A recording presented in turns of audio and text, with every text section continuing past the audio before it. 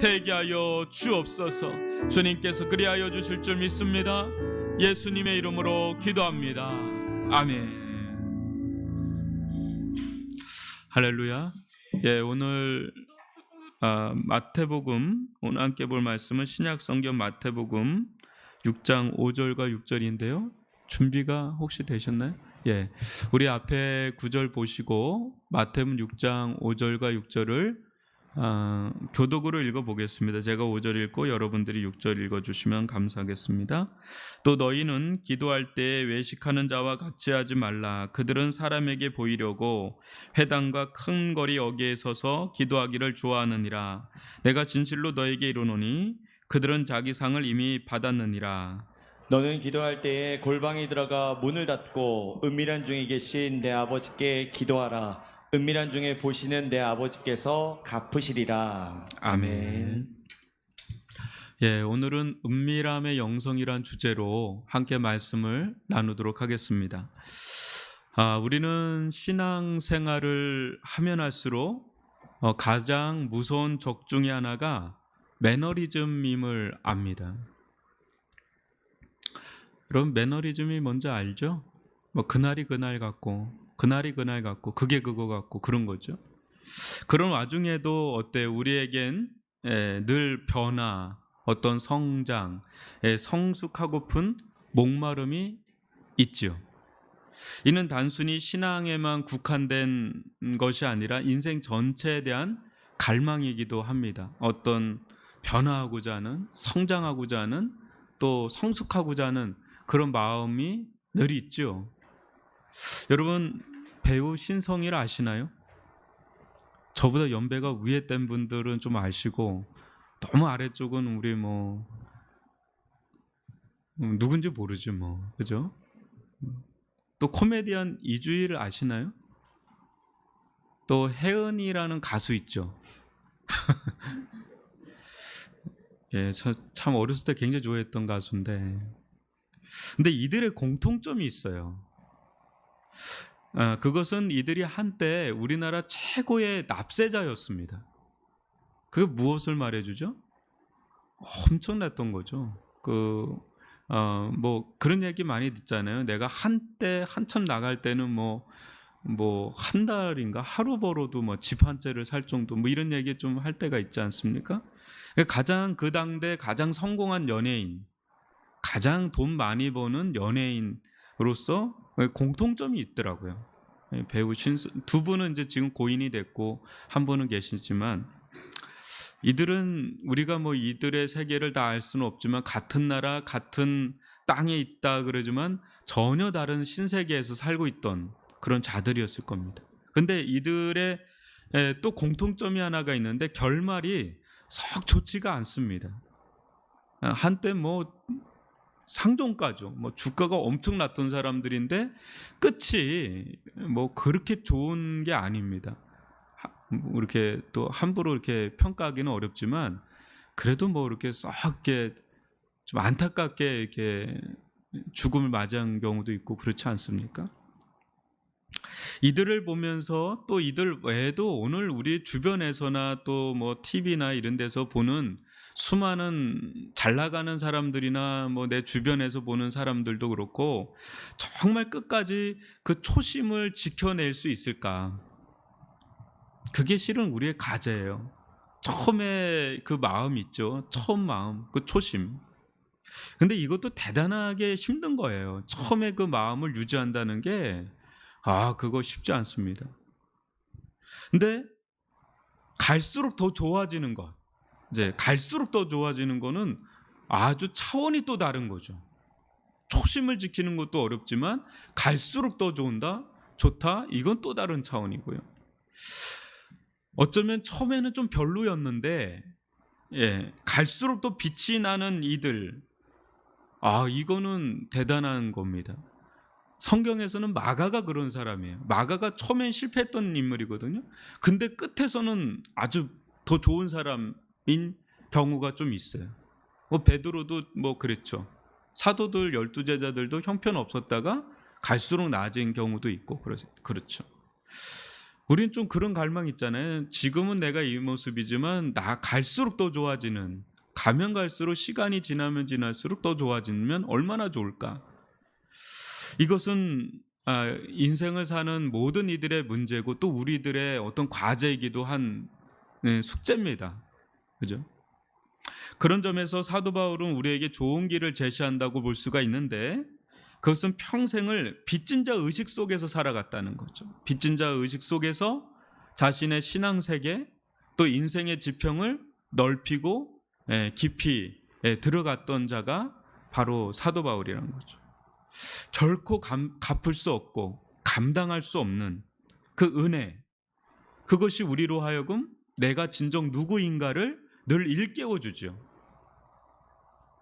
그런 가운데서 나의 정체성을 잃어버리지 않고 내가 가야 될 길을 가게 하는 주체적인 인생을 살게 하는 힘은 빚진 자 의식에서 나온다는 거죠. 내가 어떠한 자였는데 주님께서 어떤 은혜를 베푸셨는지를 잊지 않는, 오히려 거기에 더 깊어지고 녹익어지고 무르익어지고 그런 길을 갔던 사도 바울은 우리에게 좋은 길을 제시하는 그런 자라고 볼 수가 있습니다. 여러분, 이 빚진 자 의식이 사라지는 순간에 굉장히 인생은 위험선에 들어간 거예요. 저도 그렇고 여러분도 그렇고 이 빚진 자의 의식이 항상 살아있다면 그 사람은 굉장히 안전한 길을 가는 거고, 이것이 어느 순간에 그냥 머릿속에만 맴돌고 있는 거라면 굉장히 위험한 길에 이미 들어선 것이다, 이렇게 적신호가 온 거다라고 보면 정확할 겁니다. 우리가 영적인 변화 또 성장, 성숙의 길로 나가려고 할 때 아까 말한 매너리즘 얘기를 했지만 또 하나의 도전적이고 치명적인 영성의 영역이 있습니다. 그것은 은밀함의 영성입니다. 오늘은 이 은밀함의 영성에 대해서 잠깐 살펴볼 텐데, 여러분, 은밀하다라는 말을 들으면 좀 그게 부정적으로 다가오십니까? 긍정적으로 다가오십니까? 은밀하다. 대개 좀 이게 부정적입니다. 응? 저 사람은 참 은밀해서 속에 무슨 생각을 하는지 도통 모르겠어. 무슨 일을 하는 사람인지 모르겠어. 이런 얘기 하는 것 자체가 굉장히 뭔가 이제 부정적 이미지가 있는 거죠. 은밀하다라는 말은 우리에게 대개는 이제 부정적으로 다가오는 것이 사실입니다. 그러나 우리는 은밀함의 세계를 은근히 원합니다. 하지만 오늘날 문제가 되는 수많은 어떤 사회 현상들은 간음증 시대라고 해도 과언이 아닐 정도로 자신은 좀 은밀하기를 원하면서, 자기는 은폐되기를 원하면서도 어때요? 남들의 은밀한 세계를 엿보고 싶어하는 강한 기류가 있는 사회에 우리가 살고 있어요. 요즘 대부분의 TV 프로그램을 한번 보십시오. 이전에는 사적인 세계에 머물러 있던 영역을 적나라하게 노출시키는 프로그램이 대부분이에요. 그죠? 옛날에는 생각할 수 없었던 어떤 그런 유해가 대부분이에요. 부부 생활이라든지 연인이라든지 많습니다. 그죠? 그러나 우리는 알죠. 이게 철저하게 이렇게 준비된 시나리오 속에 이렇게 진행되고 있는 일종의 조작된 사적 세계라는 걸 어느 정도 우리는 인지하죠. 그럼에도 불구하고 어때요? 수많은 사람들은 자기는 몰라도 남들의 사적인 세계를 이렇게 엿보면서 묘한 어떤 쾌락, 또 동질감, 또 이질감을 느끼면서 재밌어하죠. 이런 문화는 사회 전반에 영향을 미치고 있습니다. 사회는 점점 은밀함의 세계는 사라지고 모든 것이 드러나는 세계로 변화되고 있죠. 숨길 수 없는 것이죠. 또 이와 같은 사회가 바람직한 사회라고 우리는 다들 인식해 가고 있는 중입니다. 그 대표적인 그 영향을 미쳤던 게 제가 볼 때는 국정농단 사건이라고 생각이 듭니다. 근데 대통령마저도 적나라하게 사생활이 다 공개가 되는 마당이기 때문에 이것이 이제는 바람직한 사회다, 이렇게 이야기를 하는 거죠. 이제는 은밀하게 뒷거래하거나 또 은밀하게 뒤를 봐주거나 하는 것들이 들통나버리고 이제 매우 위험한 행위가 되어버렸습니다. 이런 사회를 독일 카를스루헤의 철학 교수인 한병철 교수는 이런 사회를 투명 사회라고 정의합니다. 그런데 그는 이를 매우 비관적으로 바라봅니다. 그는 투명 사회라는 책에서 이렇게 이야기하는 걸 제가 좀 봤는데, 투명 사회는 만인이 만인을 감시하는 새로운 통제 사회다, 이렇게 얘기해요. 만인이 만인을 감시하는 통제 사회다. CCTV 같다는 거죠. 더 나아가서 그는 이렇게 말합니다. 디지털 통제 사회는 자유를 빨아먹고 산다. 참 이게 의미심장한 말을 툭툭 던져요. 굉장히 얇은 책인데 굉장히 어려워요. 근데 굉장히 심오하죠. 이 말은 매우 역설적인데요. 자유를 그 어느 때보다 추구하는 시대임에도 불구하고 점점 사회가 은밀함의 경계선이 무너지면서 또 다른 통제 사회로 전환돼서 개인의 자유가 차치당한다는 거예요. 아이러니하죠? 일례로 우리 손에 들려진 그 스마트폰 있죠. 이건 뭐 전화기의 혁명입니다. 통신수단의 혁명입니다. 지금 태어난 세대는 이게 당연하게 여기지만 옛날 이게 다이얼, 제가 시골에 살 땐 다이얼을 돌렸거든요. 이것도 했거든요. 이거에서 그 번호면 295번이요 하면 그쪽으로 연결해주는 그 수화기 너머에 여성의 소리가 있었어요. 그랬다가 이거가 있었거든요. 그러다가 누르는 게 나오고, 그러다가 이제 뭐가 나와요? 삐삐가 나오고. 근데 옛날에는 이게 이따만 했잖아요. 탱크 같은 거 이렇게 들고도 이렇게 하겠는데 지금은요, 폴더폰 나오지 않습니까? 그러니까 이게 혁명이에요. 1인 1 전화기 시대가 되리라고는 상상 속에서나 있었던 거예요. 옛날 만화 보고 막 그런 거. 근데 언제부터인가 이 폰은 뭐 누군가에게도 다 달려 있고요. 애들한테도 다 있잖아요. 그러면서 없으면 이제 좀 불안해지고요. 다른 건 잊어버려도 괜찮은데 스마트폰 잊어버리면 굉장히 자불안석이야. 마음이 너무 불편해져. 전화도 안 오는데 꼭 올 것 같고 이래요. 근데 무엇이 언제 어떻게 유출될지 모르는 그런 상황에 우리는 이미 들어가 있어요. 내 정보나 내게 어떻게 어디게 돼 있는지 우리는 모르는 시대 속에 살고 있단 말이에요. 완전히 투명 사회라는 거죠. 과연 이 두 대립 속에 은밀함을 유지해야 되느냐, 아니면 딱 투명하게 드러나야 되느냐, 커밍아웃 해야 되느냐라는 이 두 대립 속에서 은밀함은 과연 부정적인 것인가, 아니면 긍정적인 것인가, 다시 한번 되짚어 보지 않을 수가 없습니다. 은밀함이 사라진 투명성이냐, 아니면 투명성이 사라진 은밀함이냐. 알고 보면 이 두 가지 다 위험하긴 매 한 가지입니다. 그러기에 이 시대는 그 어느 때보다도 은밀함의 영성을 균형 있게 추구해야 되는 그런 시대예요. 여러분, 오늘 말씀 다시 한번 보시기 바랍니다. 5절 6절 같이 읽어볼까요? 또 너희는 교독으로 읽어보겠습니다. 또 너희는 기도할 때 외식하는 자와 같이 하지 말라. 그들은 사람에게 보이려고 회당과 큰 거리 어귀에 서서 기도하기를 좋아하느니라. 내가 진실로 너에게 이르노니 그들은 자기 상을 이미 받았느니라. 너는 기도할 때 골방에 들어가 문을 닫고 은밀한 중에 계신 내 아버지께 기도하라.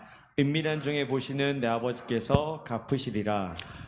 여기서 예수님은 뭐를 강력하게 촉구하십니까? 은밀함의 영성을 강력하게 촉구하시죠. 그죠? 그 이유가 뭡니까? 그 이유가 은밀함의 영성을 강하게 촉구하는 이유가 있어요. 그게 뭐죠? 우리가 믿는 하나님은 어떤 하나님이라는 거예요? 우리가 믿는 하나님은 은밀한 중에 계신 하나님이라고. 그러니까 우리가 하나님을 믿잖아요. 근데 하나님은 이런 분입니다, 이런 분입니다라는 게 성경에 많이 나오죠. 그 중에 지금 예수님께서 하나님에 대해서 계시해 주시는 게 뭐예요? 은밀한 중에 계신 하나님이다라는 거죠. 은밀한 중에 계신 하나님이니까 너희들은 은밀함의 길을 가라는 거예요. 강력하게 촉구를 하고 있는 장면이죠. 여기에서 이제 하나님의 은밀성이라는 게 나오는 거예요. 분명 우리가 믿는 하나님은 어떤 하나님이요? 드러나시고 나타나시는 하나님이시죠. 여러분, 하나님께서 드러나시고 나타나시고 역사하지 않으면 우리가 하나님을 알 수 있을까요? 하나님께서 우리에게 역사하셨으니까, 하나님께서 우리에게 임재하셨으니까, 하나님께서 우리에게 나타나셨으니까 우리가 하나님을 알지, 하나님이 꽁꽁 숨어 있었다면 우리가 어찌 하나님을 알았겠어요? 그럼에도 불구하고 여러분, 하나님께서 드러나고 나타나기 이전에 우리가 믿는 하나님은 은밀한 중에 계시는, 숨어 계시는 하나님이라는 사실을 또한 잊지 말아야 한다는 거예요. 이 사실을 우리가 잊어버릴 때 우리는 심각한 오류에 빠지는데, 그것은 우리 속에 은밀하고픈 욕망도 있지만 여러분, 반대적으로 우리 가운데 뭐가 있어요? 자신의 존재감을 뿜뿜 드러나려고 하는 마음이 또 강하잖아요. 이게 굉장히 강해요, 우리들 가운데. 이 존재력을, 자기 존재감을 드러내려고 하는 게 얼마나 강한지 모릅니다. 그때 하나님은 은밀한 중에 계시는데 우리는 전혀 다른 방향으로 나갈 수 있는 경향이 우리들 가운데 있어요. 하나님은 은밀한 중에 계시는데 은밀한 자리가 너무 매력이 없는 거예요. 내가 드러나는 자리가 너무 좋은 거죠. 그런 자리로 나아갈 우려가 굉장히 강한 자들이 또한 우리라는 거예요. 그런 때 어떤 일이 일어날까요? 만약 그렇게 되면 은밀한 중에 계시는 하나님을 우리가 놓치고 살면 어떤 일이 일어나냐면 하나님 없는 자기 가시가 나올 수가 있어요. 하나님이 배제된 자기 드러냄이 나타날 수가 있는 거예요. 그게 곧 외식이라는 거죠. 외식에 빠질 수 있다는 거죠. 외식이 뭡니까? 속에 가진 것이 없는데 내면 깊은 세계는 하나님과의 친밀한 교제와 교통이 없는데 있어 보여야 하는 티를 내야 되는 거예요. 그게 외식이에요.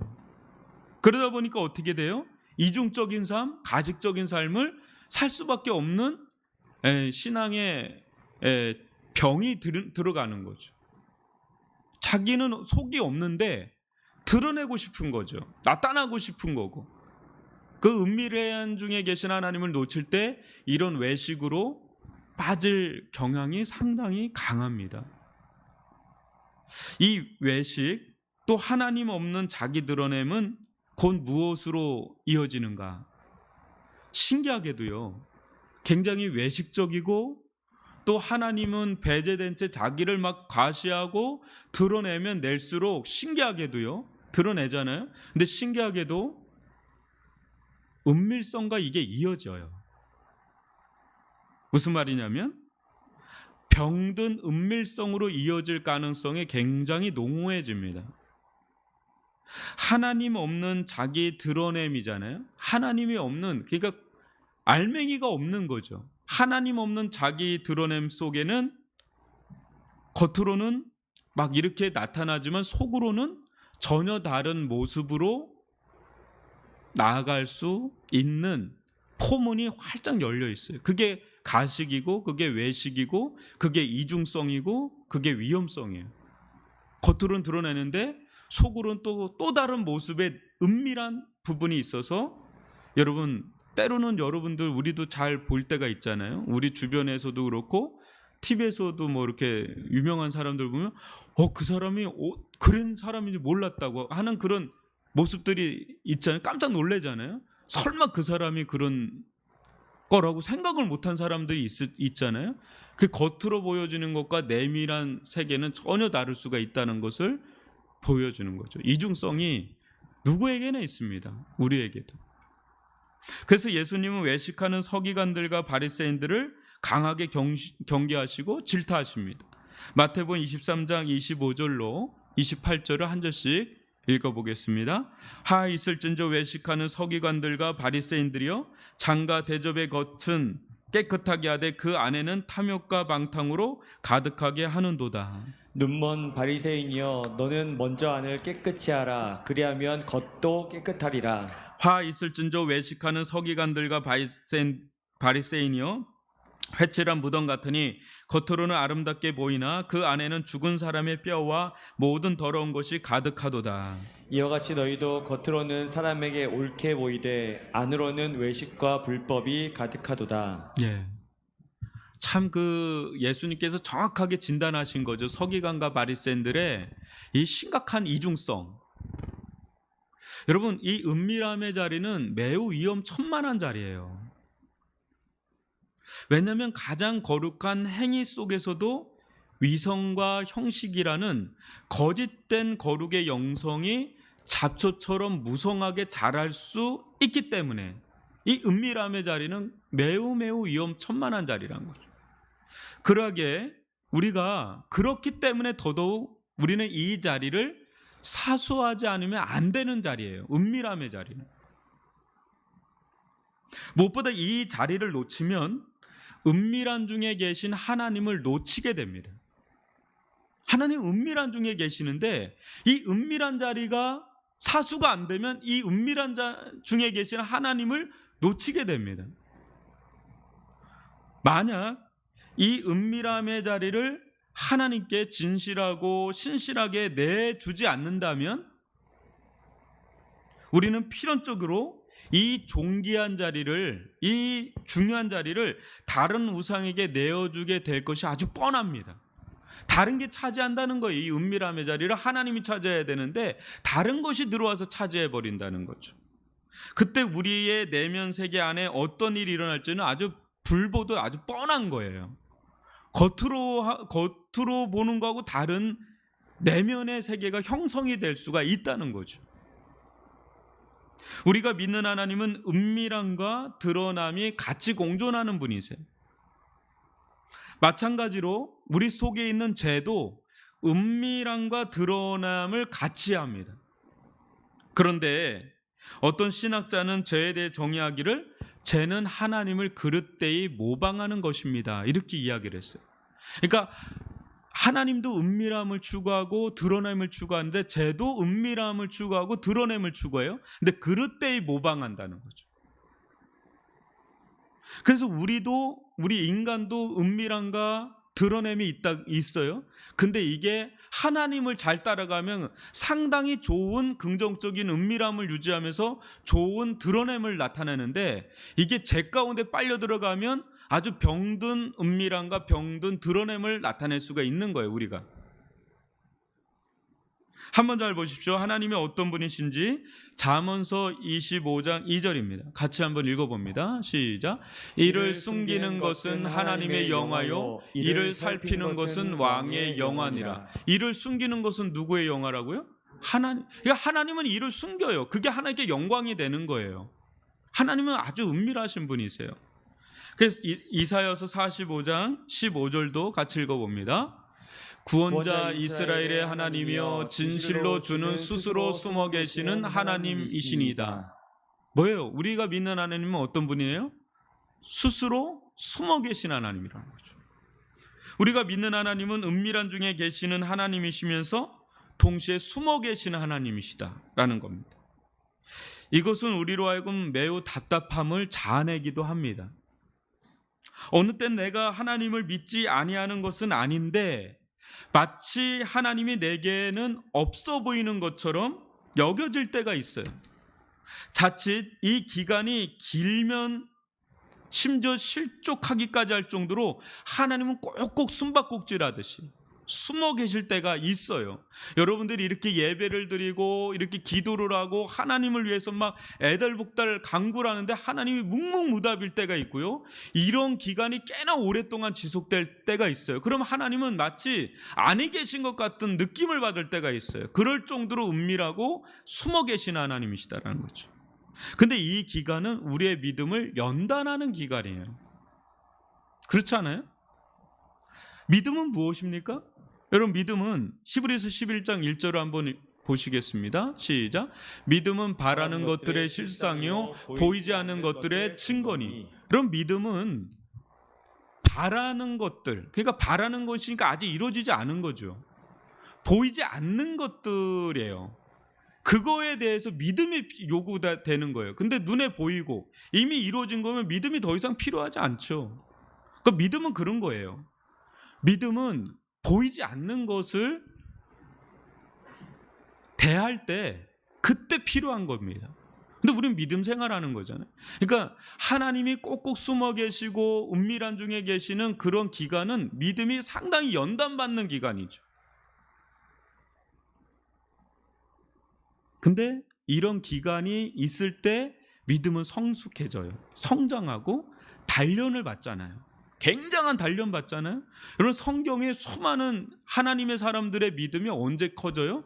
하나님이 뭐 대번에 나타날 때 커지는, 안 그래요. 25년 동안 아브라함은 자녀 안 주셨잖아요. 그 기간 동안 믿음이 자라는 거예요.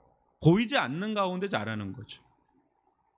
근데 이런 때 우리가 할 수 있는 일이란 뭡니까? 은밀한 중에 계시고 은밀한 중에 보시고 갚으시는 그 하나님께 은밀한 방식으로 나가는 것밖에는 길이 없어요. 그것이 골방 영성입니다. 골방은 그 누구에게도 허용되지 않는 나만의 은밀한 공간이죠. 그러나 동시에 오직 한 분 하나님께는 개방된, 완전 개방된 공간입니다. 그게 골방이에요. 근데 이 골방을 사수하는 게 능력이에요. 왜? 하나님은 거기 계시기 때문에. 아가서는 이를 이렇게 다르게 표현하는데, 아가서 4장 12절을 같이 한번 읽어보죠. 시작. 내 누이 내 신부는 장근 동산이요 덮은 우물이요 봉한 세미로구나. 우리 영혼의 은밀한 자손은 아무에게나, 특히 세상에 노출되거나 개방되어서는 안 됩니다. 이곳은 오직 세상을 향하여서는 잠겨 있어야 한다는 거예요. 덮여 있어야 한다는 거예요. 덮어져 있어야 된다는 거죠. 봉에 있어야 된다는 거예요. 철저한 영적 봉쇄령이 내려 있어야 될 공간이 우리 영혼의 자소예요.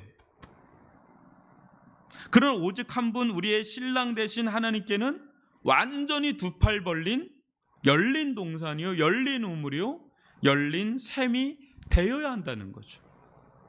이게 골방 영성의 요체예요. 세상에 대해서는 우리의 아내가, 우리의 남편이 수많은 사람에게 대해서는 마음을 닫아놔야 되지만 자기 배우자에 대해서는 활짝 열려놓은 것처럼 세상에 대해서는 우리가 딱 마음을 닫아야 되지만 하나님을 향해서는 마음껏 개방을 해 놓는 것, 그게 골방 영성의, 은밀함의 영성의 요체예요.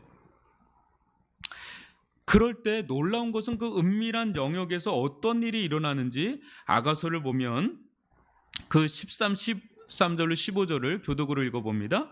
내게서 나는 것은 석류나무와 각종 아름다운 가수와 고베라와 나도풀과 나도와 번홍아와 창포와 개수와 각종 유향목과 모략과 침약과 모든 귀한 양품이요. 나는 동산의 샘이요 생수의 우물이요 레바논에서부터 흐르는 시내로구나. 이 여러분 술람미 여인하고 솔로몬 왕가의 이 교제를 얘기하는 거잖아요. 이 연인의 사랑의 교제인데 다른 거에 대해서 이렇게 봉했는데 자기 연인에 대해서 이게 활짝 열렸단 말이에요. 술람미 여인이라는 건 교회를 뜻하는 것이고 솔로몬 왕은 신랑 대신 예수 그리스도를 뜻해요. 근데 그 은밀한 영역에서 별의별 그 동산에서 별의별 그런 열매들이 뭐 흐드러지게 나타나고 있는 장면을 지금 13절에서 15절 묘사하고 있는 겁니다. 이게 뭡니까? 하나님을 향해서는 완전 개방이고 세상을 향해서 닫아야 될 부분은 완전히 차단을 했을 때 우리 속에 뭐 어때요? 각종 아름다운 성령의 열매들, 성령의 은사들이 막 이게 일어나는 겁니다. 또 어때요? 우리들 가운데 생명의 열매를 맺을 수 있는 힘이 생기기 시작하죠. 은혜가 임하기 시작하죠. 또 어떻습니까? 날마다 하나님과는 은밀하지만 아주 친밀한 교제 속에서 우리 속사람이 새로워지고 날로 강해지는 그런 자로 변화되고 성장하고 성숙하는 그런 은혜들을 경험하는 그런 시간을 보낸다는 거예요. 여러분, 은밀함의 자리가 확보되지 않은 사람은 절대 이런 은혜를 경험할 수가 없어요. 하나님과 내밀한 교제를 아주 지속적으로 갖는 자들은 그 속이 완전히 에덴 동산 같이 막 별의별 영적인 은혜들의 선물, 그런 열매들이 나타난다는 거예요. 이 솔로몬의 이 아가서처럼. 아울러 여러분, 다니엘의 고백처럼 은밀한 중에 계신 하나님이 숨어 계시는 것만이 아닌 역사의 현장 속에 나타나는 은혜를 또한 경험하게 돼요. 처음에는 은밀한 중에 계신 하나님을 만나지만 나아가서는 드러나신 하나님을 만나게 된단 말이에요. 여러분, 다니엘서 2장 19절로 22절을 또 교독으로 읽어봅니다. 이에 이 은밀한 것이 밤의 환상으로 다니엘에게 나타나 보이매 다니엘이 하늘에 계신 하나님을 찬송하니라. 다니엘이 말하 이르되 영원부터 영원까지 하나님의 이름을 찬송할 것은 지혜와 능력이 그에게 있음이로다. 그는 때와 계절을 바꾸시며 왕들을 패하시고 왕들을 세우시며 지혜자에게 지혜를 주시고 총명한 자에게 지식을 주시는도다. 그는 깊고 은밀한 일을 나타내시고 어두운 데에 있는 것을 아시며 또 빛이 그에게 함께 있도다. 예. 다니엘이 은밀한 중에 계신 하나님을 만났지만 이 하나님은 어떤 하나님으로 나타내 역사 가운데 왕들을 세우기도 하고 패하기도 하고 역사를 이끌어 가신 하나님으로 드러나는 것을 다니엘은 보고 놀라잖아요. 우리가 믿는 하나님은 숨어 계신 하나님 같고 은밀한 것 같지만 결국은 드러나시는 하나님이고 나타나시는 하나님이시고 역사하는 하나님이세요. 지금 코로나19 가운데 교회는 얼마나 위축되어 있습니까? 얼마나 어려운 가운데 있습니까? 그럼에도 불구하고 여러분 그거 아세요? 지금 하나님이 계시는 것 같으세요? 하나님이 막 드러나시는 것 같으세요? 어떤 면에서는 막 숨어 계신 것 같고 아니 계신 것 같잖아요. 교회에 수많은 성도들이 이렇게 기도하는 것들이 있을 텐데 어쩜 하나님께서 이렇게 역사하시지 않을까? 빨리 이 코로나를 없애주시면 얼마나 좋을까? 그런 생각을 누구나 하는데 묵묵무답인 것 같을 때가 있잖아요. 근데 안 그래요. 우리가 몰라서 그렇지 지금 하나님은 은밀한 중에 계시고 숨어 계신 분이시기도 하지만 하나님은 또 역사하시고 드러나시고 나타나시는 그런 분이신 줄 믿습니다. 우리는 그런 하나님을 기대하면서 나가야 될 필요가 있는 거죠. 그러하게 예수님은 오히려 우리들에게 두 가지를 강조해요. 하나는 은밀한 골방의 자리로 나가라는 거예요. 먼저는 은밀한 골방의 자리를 마련하라고 그래요. 여러분들이 있습니까? 나만의 은밀한 골방의 자리가 있느냐라는 거예요. 그 자리를 마련하라는 거예요. 꼭 여러분이 이 자리에 오지 않아도 와야 돼요. 이 자리는 와야 되는데 꼭 여기만 아니더라도 여러분들의 은밀함의 처소는 필요하다는 거예요. 그게 여러분의 어떤 공간일지 몰라요. 저는 대학교 다닐 때는 화장실이 은밀한 공간이었어요. 거기서 기도를 했어요. 그 신문지 깔고 기도할 데가 없잖아요. 근데 너무 하고 싶은데 어디세요? 화장실 가서 할 때도 있고 그랬어요. 근데 어마어마한 은혜를 받은 때가 있었어요. 그러니까 그 어떤 처소인지 몰라도 은밀함의 자리는 매우 필요하다는 건강한 은밀함입니다. 그 또 다른 하나는 그 자리에서 기도하라는 거예요. 그 자리에서 기도하라는 거죠. 여기서 은밀성의 영성이 있고 또 하나는 나타남의 영성이 여기서 자리 잡게 되는 거예요. 기도하는 자리에서. 무슨 말이냐면 은밀한 골방의 자리에서 우리는 자신을 드러내고픈 마음이 있잖아요. 또 내 뜻대로 내 힘으로 하고자 하는 욕망의 불덩어리가 우리 안에 있는데 이게 식혀지는 자리예요. 이게 쉽게 만드는 자리예요. 우리가 우리를 컨트롤하기가 어려운데 이 은밀함의 자리마저도 없으면 우리는 우리를 컨트롤할 수가 없어요. 근데 은밀한 자리에 가면 내가 다 드러나잖아요. 특히 하나님 앞에 기도할 때 어때요? 하나님 앞에 내가 거울처럼 드러나잖아요. 내 모습이 거울처럼 드러나면서 하나님도 보지만 하나님의 거울에 비친 나를 보잖아요. 그 속에서 나의 그릇된 것, 오류들, 거짓들, 그 욕망들 막 그런 것들을 막 보면서 그걸 막 토해내잖아요. 그걸 막 수정하고 교정하고 막 이런 작업들을 거룩한 작업들을 하지 않습니까? 왜 안 하는 것처럼 그렇게 얘기하세요? 좀 하지 않아요? 그러면서 우리는 거기서 회개를 하게 되고 또 그분의 뜻과 계획과 임재하심 속에 있기를 간구하게 되면서 거룩한 내 삶의 성화의 삶을 그 속에서 그 작업을 하게 되죠. 저는 이게 거룩한 작업이라고 봐요. 그러면 그럴수록 우리의 기도는 더욱더 깊어지고 간절해지면서 하나님과 말로 다할 수 없는 달콤한 교제로 들어가는 때가 와요. 그러면 그 은밀함의 자리는 매우 매우 꺼려지는 자리가 아니라 어떤 자리보다 소중한 자리가 돼요. 많은 사람들이 막 드러나게 되는 막 드러날 때 막 칭송하고 막 그러는데 아브라함 링컨은 항상 4시에 일어나서 자기 집무실에 백기를 꽂고 터치하지 말라고 해놓고 거기서 뭐 했다 그래요? 성경을 읽고 기도하는 시간을 가졌다 그러죠. 왜? 너무 바쁘니까 내 홀로 있는 시간이 없는 거예요. 예수님도 마찬가지고. 여러분 오늘날 이게 바쁘게 사는 현대인들에게 자기만의 혼자 있는 시간은 그렇게 허락되질 않아요. 정신없어요. 에너지가 가장 충만할 때 그렇게 있는 시간은 없어요. 그러니까 야행성인 사람은 밤에 그 시간을 좀 마련할 필요가 있고 새벽형인 사람은 새벽에 그 시간을 땡겨서라도 그런 시간을 확보하지 않으면 여러분을 놓칩니다. 일단 자신을 놓치고 두 번째는 하나님을 놓쳐요. 하나님을 놓치고 나를 놓치는 순간에 내 인생은 어디로 가는지 모르게 정신없이 그냥 세상에 그냥 물결에 그냥 힘을 이제 떠당기는 종이배 영성으로 그냥 가는 거예요. 이리 불면 저리 가고 저리 불면 저리 가고. 근데 이 은밀함의 자리를 유지하는 사람, 그걸 고수하는 사람, 그 가운데서 하나님과 교제를 친밀하게 나눈 사람은 아주 뿌리가 거기서 나오고 거기서 모든 일이 다 거기서 나타나는 거예요. 사람들은 모르죠. 왜? 보이지 않는 자리니까. 근데 거기서 모든 게 다 결판이 나는 자리예요. 생각과 인생의 방향과 내 내면의 세계와 하나님과의 교제가 다 어디서 결판이 나는 자리예요? 은밀함의 자리에서 다 결판이 나는 거죠. 그래서 진짜 어떤 자리에 있는 사람들 치고 이 자리가 없는 사람은 거의 없어요. 근데 우리는 신앙인이기 때문에 골방의 기도 영성이 이제 거기서 필요한 거죠. 그래서 예레미야 33장 3절을 한번 보십시오. 같이 읽어봅니다. 시작. 너는 내게 부르짖으라. 내가 내게 응답하겠고 내가 알지 못하는 크고 은밀한 일을 내게 보이리라.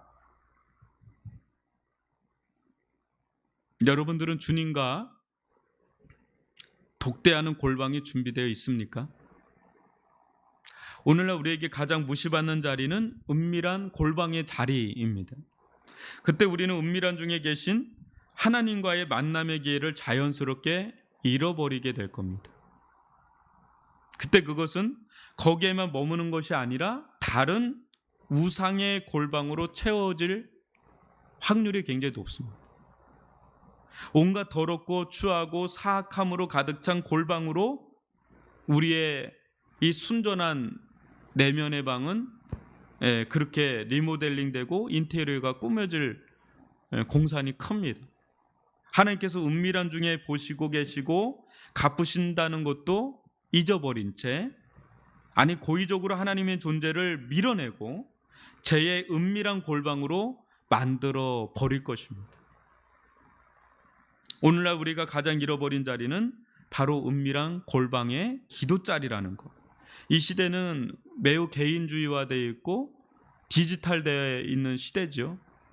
개별화가 급속하게 진행되고 있는 시대에 이거를 부정적으로만 볼 것은 아니고요. 다만 이 개인주의화가 너무 진행되면 될수록, 그럼 개인주의화가 된다는 것은 어떤 이점이 있어요? 개인적인 시간이 많아지는 거죠. 개인적인 공간도 많아지고. 근데 이것을 이제 우리가 어떻게 확보할 건가가 굉장히 중요해요. 코로나는 더 외롭죠. 그냥 은밀하게 될 수 있는 확률이 되게 높아요. 그죠? 예배를 어떻게 드리는지 몰라요. 기도 생활도 어떻게 하는지 몰라요. 그러니까 굉장히 은밀한 시대예요. 굉장히 개별화, 이제 개인주의화되어 있으니까. 근데 이때 한없이 자기에게 함몰되는 길로 가면 굉장히 위험해지는 거예요. 오히려 나의 가장 내밀한 곳까지 완전 개방돼서 하나님께 드러내는 거죠. 나를 유일하게 나의 전부를 마음껏 드러내 보일 수 있는 분은 나도 아니고요, 누구도 아니고 하나님께는 내 모든 걸 다 드러내 보일 수 있잖아요. 내 아주 누구에게도 말하기 어려운 치부를 마음껏 드러낼 수 있잖아요. 그리고 그 속에서 이제 내가 어떤 자인지를 보고 하나님이 어떤 분이신지를 알고 거기서 나를 완전 개방하면서 하나님과 자유로운 교제를 나눌 수 있는 자리가 확보가 된다면 오히려 지금의 이 개인주의와 오히려 이 코로나는 우리를 더 단단하게 묶어버리는, 세우는 그런 복된 시간이기도 합니다.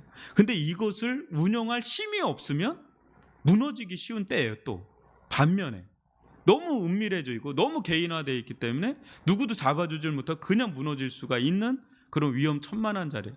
그래서 여러분,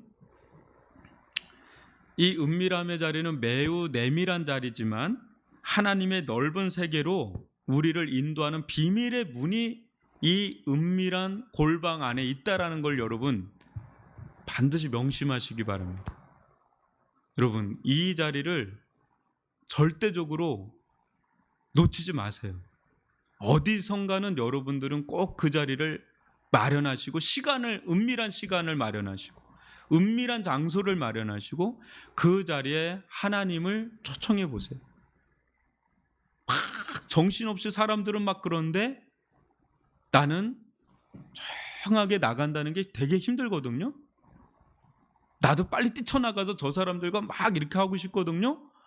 근데 그런 유혹을 다 끊고 딱 마음에 단호한 마음을 품고 은밀한 자리로 가서 은밀한 시간에 은밀한 중에 계신 하나님과 독대하는 시간을 가질 때 또 다른 엄청난 비밀의 문이, 인생의 문이, 신앙의 문이 열린다는 것을, 좁은 문이 아니라 좁게 들어가는데 어마어마한 문이 열린다는 것을 믿으시고 은밀한 중에 계신 하나님을 마음껏 누리시기를 바랍니다.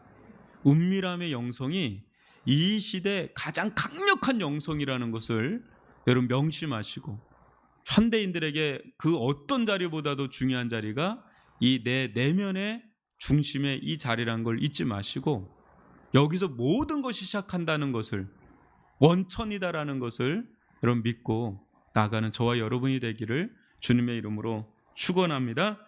오늘 들은 말씀을 가지고 우리 이 시간 좀 자기를 놓고 좀 기도했으면 좋겠습니다. 이렇게 우리가 공동체로 이렇게 나왔지만은 또 다르게 이 자리는 여러분들의 은밀한 자리가 되기를 바랍니다. 하나님과 여러분들만의 그건 독대하는 자리, 누구도 신경 쓰지 마시고 눈치 보지 마시고 은밀한 중에 여러분들 각 개인의 하나님이 있어요.